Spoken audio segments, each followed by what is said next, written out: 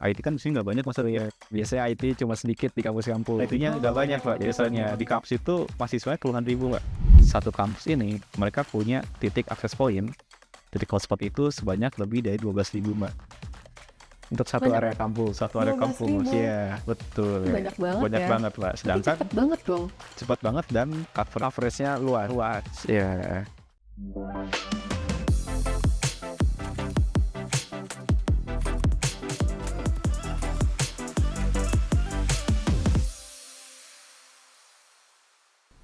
Hai Tech People, Sarah Sir in Tech It Easy Talks. Sebelumnya, di Tech It Easy Talks, kita udah pernah ngebahas tentang AI, cloud computing, dan security, dan apapun tentang teknologi untuk kehidupan sehari-hari maupun untuk bisnis.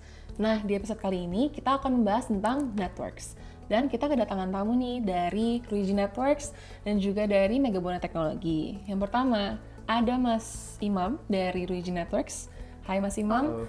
Udah 10 tahun ya Mas di ranah teknologi dan juga udah 8 tahun di Ruiji Networks ya betul?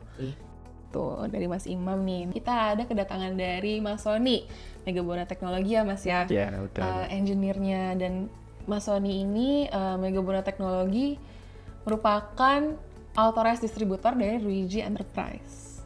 Mas, sekarang tuh trennya gimana sih Mas? Kalau tren internet tuh kan berbeda ya sama zaman dulu. Kita tuh sekarang gimana sih? Oke, mungkin tren yang baru sekarang ya, yang lagi happening itu pernah dengar IoT nggak? Pernah sih Mas, tapi sekilas.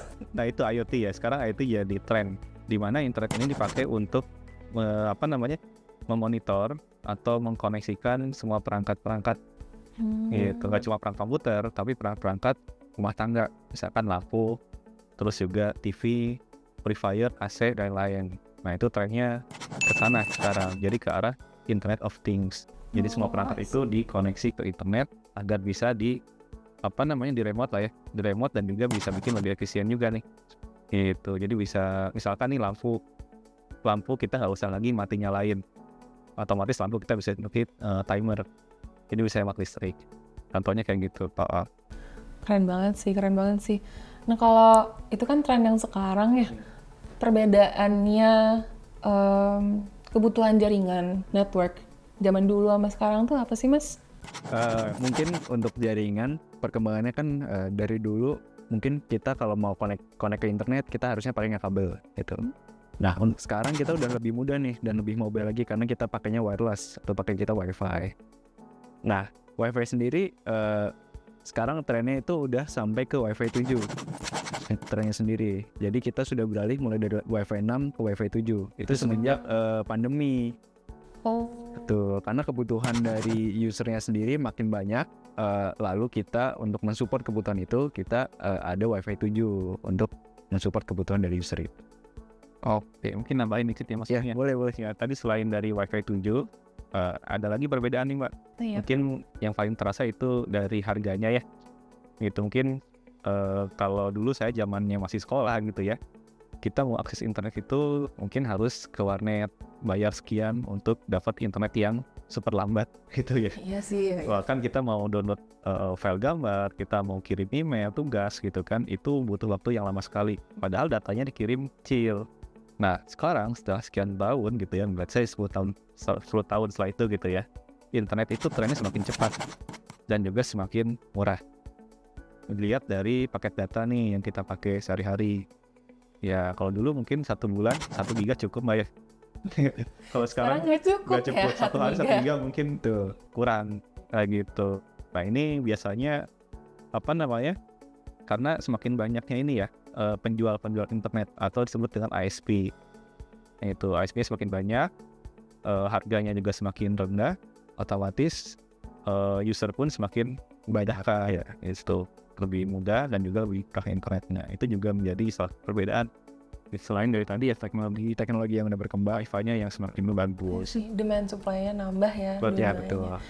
Nah, kalau tadi kan kita bahas fiber optic tuh bisa menghubungkan antara satu negara dan negara lainnya ya untuk transfer data lebih mudah, lebih cepat ya. Mungkin sekarang kita mau mengerucut nih tentang tren jaringan, tren network di kampus-kampus di Indonesia. Itu seperti apa sih, Mas? Oke, nah sekarang banyak kampus nih yang memang memiliki arah ya atau visi menjadi smart campus. Nah, kenapa smart campus? Biasanya tujuannya untuk meningkatkan ranking gitu. Jadi banyak kampus yang pengen ngarah ke smart campus untuk meningkatin rankingnya. Ini global rankingnya ya? Iya, itu salah satu, nggak cuma Indonesia sebetulnya. Jadi ini tren di Seluruh dunia. Ya, betul. Nah, Indonesia sendiri ngikutin nih tren smart campus ini. Itu salah satunya adalah dengan peningkatan ya atau upgrade dari sisi IT-nya. Walaupun memang smart campus ini nggak cuma IT ya. IT hanya salah satu bagian smart campus. Cuman biasanya smart campus ini membutuhkan IT untuk memaksimalkan atau menghubungkan semua aplikasi-aplikasi yang ada di smart campus biar bisa ke-monitor semua, biar lebih efisien. Sekarang tuh banyak aplikasi yang dibikin buat mempermudah mahasiswa sama dosen itu untuk belajar mengajar. Kayak contohnya sekarang kalau mau dosen mau ngajar sekarang udah nggak perlu papan tulis lagi. Kita pakainya papan interaktif yang bisa dihapus pun nggak pakai debu. Karena zaman dulu kan masih pakai kapur dan spidol iya, gitu ya. debunya bayang. Betul. Jadi sekarang pun kalau mau absensi kita gampang, kita tinggal store muka kita aja ke kamera, itu akan otomatis terdeteksi oleh sistem gitu. Keren sih, udah kayak absensi buat kerja juga ya. Betul. Iya. Mungkin ini ya akurat juga. Iya benar. Itu nggak Face nitip recognition absen. ya. Nah, jadi nggak bisa di absen sekarang. Serem banget. Ngurangin ini lah yang cheating lah. Iya, jadi sekarang mahasiswa udah makin dituntut untuk jujur ya. Harus secanggih apa sih si IT yang diimplementasi ini sampai suatu kampus tuh bisa di label sebagai smart campus gitu? Mungkin gini ya, masing-masing kampus itu punya target sendiri mau sejauh mana mereka menjadi smart campusnya masing-masing. Nah, cuma secara umum biasanya salah satu fondasi ya dari smart campus itu biasanya mereka punya aplikasi. Salah satunya tadi Mas Rani bilang ya, aplikasi, dan biasanya aplikasi ini jumlahnya banyak, Pak, di satu kampus. Nggak cukup cuma satu aja ya. sehingga kan puluhan bahkan ratusan aplikasi. Nah, aplikasi ini biasanya butuh berbasis digital. Nah, ini karena digital artinya kan harus diakses lagi nih ke internet. Nah, inilah yang memang yang harus, selain mereka punya aplikasinya, mereka pun harus menguatkan dari sisi infrastruktur jaringannya, Mbak. Tujuannya agar si aplikasi yang mereka bikin sekian banyak itu bisa diakses dengan lancar, nggak nge-lag gitu, nggak lambat, nggak terputus-putus gitu. Berarti ini dengan bantuan si fiber optik juga. Salah satunya ya Iya, oke. fiber optik salah satunya, dan juga tadi Mas Sony sempat sampaikan WiFi. Tuh, itu juga jadi media akses yang paling dekat dengan user. Gitu. Biasanya user kan sekarang koneksi ke jaringan itu udah pasti kebanyakan pakai WiFi. Gitu. Karena kan fleksibel ya. Semua perangkat juga udah support WiFi sekarang dan semakin cepat. I see. Tapi konsep apa sih yang paling cocok di kampus-kampus buat si aplikasi-aplikasi ini tuh biar lebih gampang diakses sama semua pengguna di kampusnya gitu? Oke, konsepnya pertama itu adalah kemudahan aksesnya, artinya coverage gitu. Sekarang kita punya aplikasi banyak. Kalau misalkan aplikasi ini hanya bisa diakses di satu tempat, orang kan males, Mbak. Iya. Apalagi kita ngomongin jaringan kampus yang luas ya. Yang luas, yang di Indo kan luas besar gitu Iya, kan. bener. Gedungnya banyak. Nggak cuma Tapi satu kita gedung sebagai doang. mahasiswa harus datang ke satu tempat hanya untuk akses aplikasi tertentu.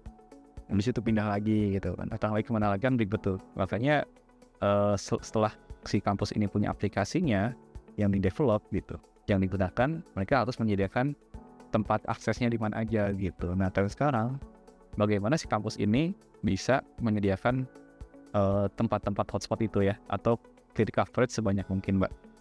Itu semakin banyak coveragenya, semakin memudahkan si usernya. Ya betul, untuk memakai aplikasinya. Nggak cuma mahasiswa, ada dosen, ada rektor mungkin, sampai ke semua perangkat di kampus. Biar bisa akses aplikasinya itu tidak hanya di satu tempat aja, harus semua tempat. Oh, sih. Ini tuh pionir dari ini ada termnya nggak? Akses nama term akses tempat-tempat ini apa? Oh iya, kalau dulu hotspot ya. Hotspot karena titiknya tersebut doang gitu. Kalau sekarang Betul. jadi full coverage. Oh. Nah, itu dari sisi Wi-Fi-nya nih yang paling dekat dengan user. Nah, agar Wi-Fi ini ada dan bisa diakses, nah itu butuh nih satu layer lagi, Mbak. Layer yang kita mungkin sebutnya backbone ya. Betul ya. Backbone atau tulang punggungnya lah, jalur utamanya, jalan tolnya. Nah, ini harus bagus. biasanya backbone ini menggunakan fiber optik, Mbak. Oh. Kayak tadi seperti internet gitu, yang tadinya ada wifi di paling luar atau paling dekat dengan user, ada juga fiber optik sebagai penopangnya tuh, sebagai jalur datanya, jalur kabelnya gitu, fiber optik. Oke. Nah ini yang sekarang trennya semakin banyak fiber optik yang digunakan di kampus-kampus yang tadinya sampai gedung, bahkan sekarang sampai ke ruangan. Tujuannya untuk memaksimalkan kecepatannya gitu. I see. Oke. Ini diaplikasikan pionirnya tuh siapa yang mulai pertama? Apakah Indonesia tuh melihat dari negara lain mungkin atau gimana tuh Mas? Oke Mbak, jadi karena saya dari Ruiji Mbak ya, dan salah satu study case-nya Ruiji atau success case-nya Ruiji itu ada banyak di kampus-kampus di China Mbak.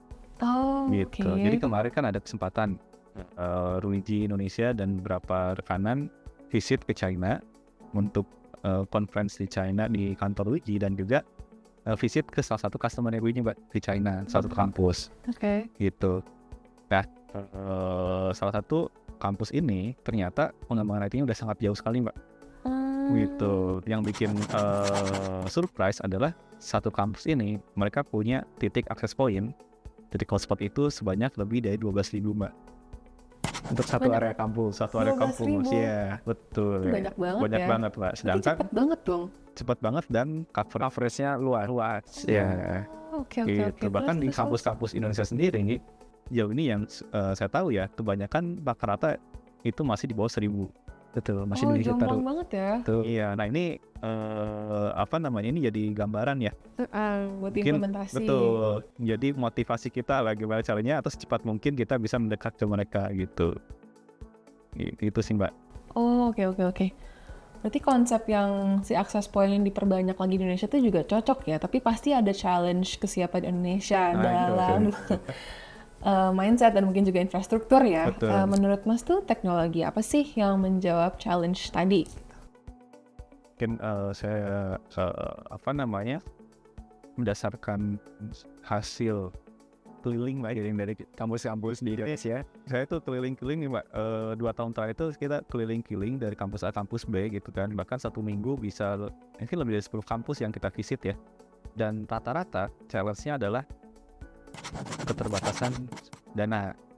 Itu yang paling, itu kaitannya dengan jumlah perangkat jaringan yang tersedia di kampus. Terus makanya cukup jauh ya gapnya gitu kan, dari 1.000-an ke 12.000-an, 10 kali lipat gitu. Nah memang challenge-nya adalah keterbatasan dana, karena kan kampus di Indonesia khususnya kampus-kampus negeri ya, itu kan luas sekali Mbak.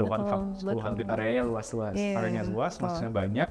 Ternyata perangkat akses point-nya pun atau perangkat jaringan kan nggak murah juga Mbak. Betul. Cost-nya gitu, makanya keterbatasan dananya di situ yang menyebabkan banyaknya blank spot. Nah sekarang kampus-kampus itu lagi mengejar bagaimana cara agar menambahkan atau mengurangi blank spot tersebut. Gitu. Biasanya dengan teknologi tadi ya, remajaan ke wifi lama ke yang baru agar lebih cepat. Dan Coverage-nya lebih luas lagi. betul, yang belum ada access point ditambah access point. Gitu. Dan juga selain access point-nya, pastinya butuh peremajaan dari sisi infrastrukturnya, Kabelnya. itu pun banyak yang sedang melakukan peremajaan itu. Konsep si kabel ini, fiber ini tuh ada konsep namanya nggak sih? Ada. Apa tuh Mas? Jadi tren yang dulu ya, kalau misalkan kampus-kampus yang dulu biasanya fiber optik digunakan hanya antar gedung Mbak, Tuh, fiber to building. I see, oke. Nah sekarang karena kebutuhan semakin banyak dari si aplikasi dan datanya lebih besar, fiber optik ini dikembangkan lagi Mbak, dari fiber optik to the building jadi fiber optik to the floor sampai to the room.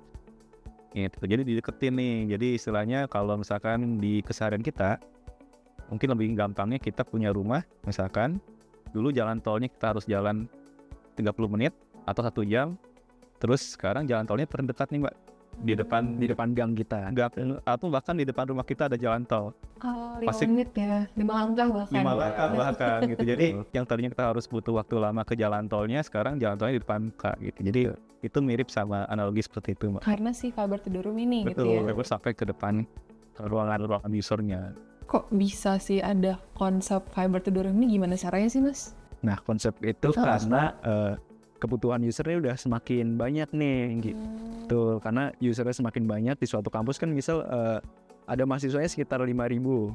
Nah gitu, misal di satu ruangan itu sekitar ada 100 mahasiswa. Nah, untuk memenuhi kebutuhan ini kita bisa pakai koneksinya fiber. Jadi koneksi itu lebih cepat dan lebih besar juga kecepatan internet yang bisa kita share ke mereka gitu.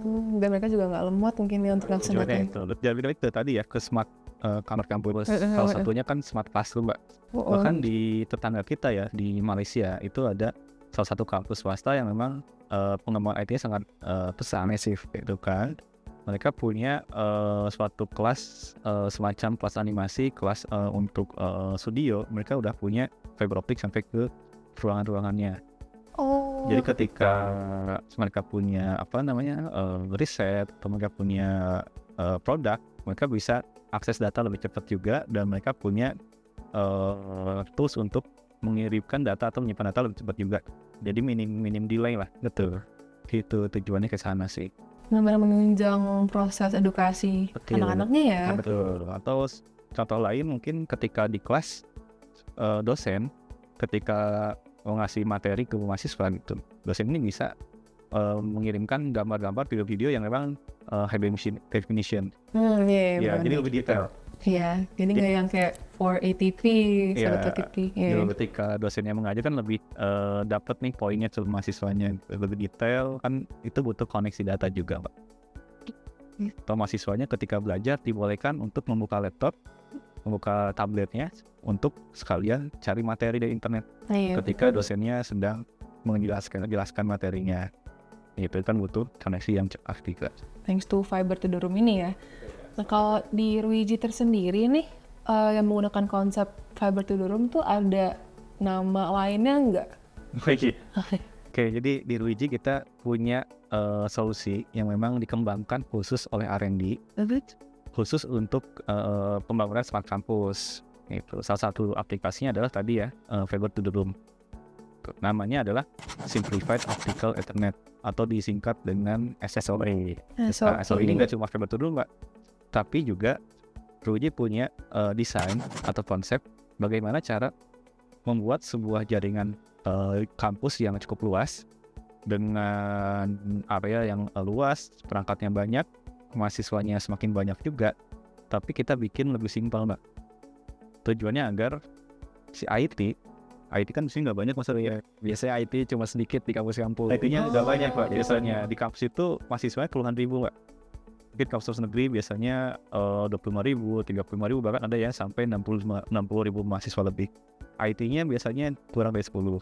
Tuh. Itu untuk mengcover 10 personel untuk ribuan orang. Biasanya gitu, rata-rata ya kebanyakan. Pusing ya pasti ya. Pasti. Makanya mereka membutuhkan sebuah solusi yang memang memudahkan untuk operasionalnya, Mbak. Kebayang kalau 10 orang ini keliling kampus, Mbak, kerjanya sekali gitu kan. Kerja rodi ya.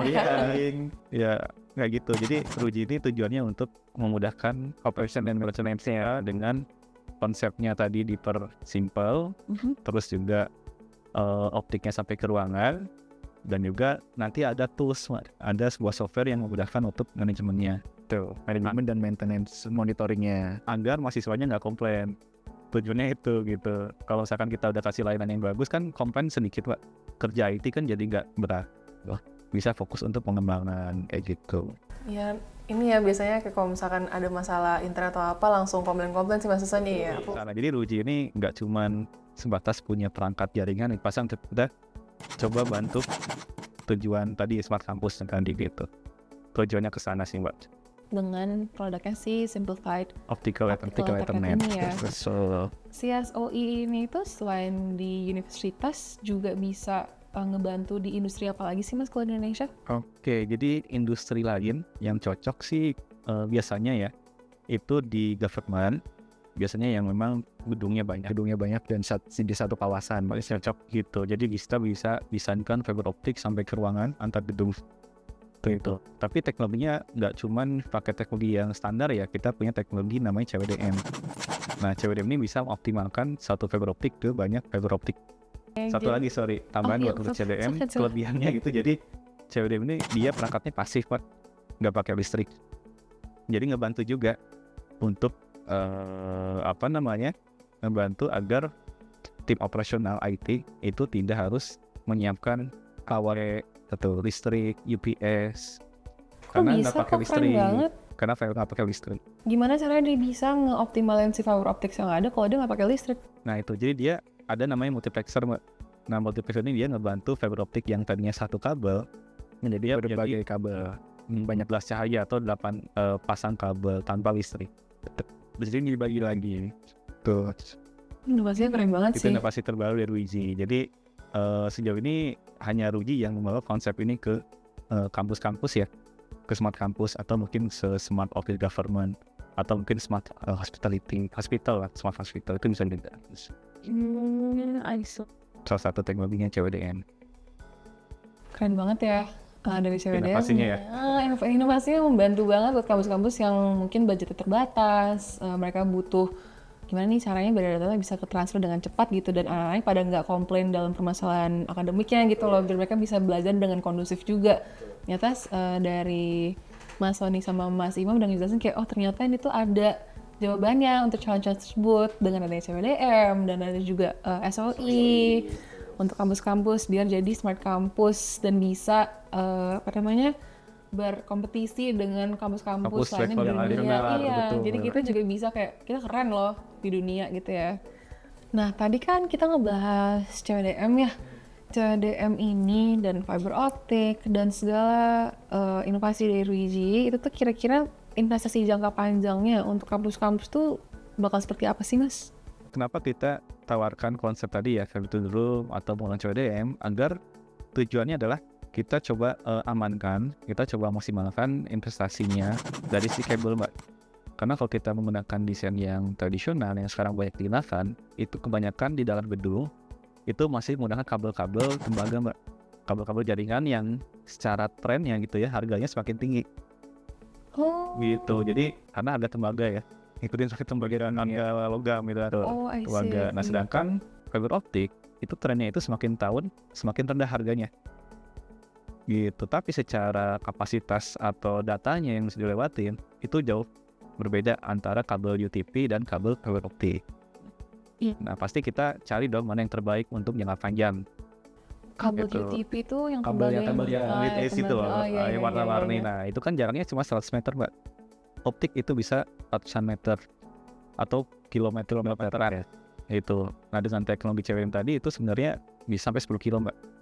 Oh. Dibandingkan dengan kabel UTP itu yang hanya 100 meter panjangnya gitu.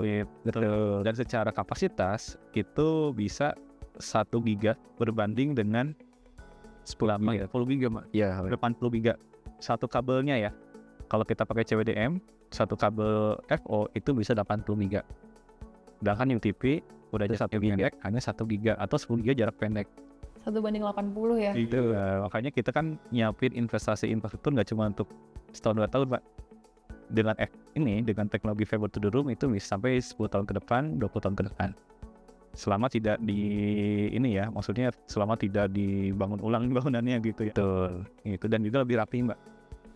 Karena kita sudah siapin optik sampai ke ruangan, nggak perlu tarikan kabel banyak lagi gitu. Itu yang sekarang banyak PR di kampus lain juga kabelnya cukup berantakan gitu di ruangannya. Ini investasi yang valuable banget ya buat kampus-kampus teknologi ini ya. Manfaatnya banyak.